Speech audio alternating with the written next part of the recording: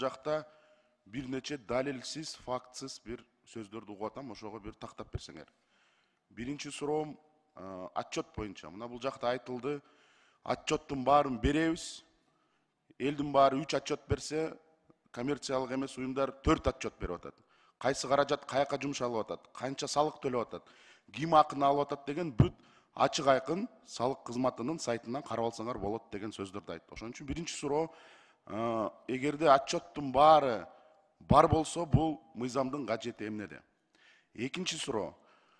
Бул жакта айтылып атат, НКОлор саясий акцияларды уюштуруп, мамлекеттик саясатка карама каршы кыймыл аракеттерин кылып атат, чыккынчылыкты кылып атат деген ушул бир фактылар барбы? Кайсы уюм кандай саясий акция кылды, кандай чыккынчылык кылды?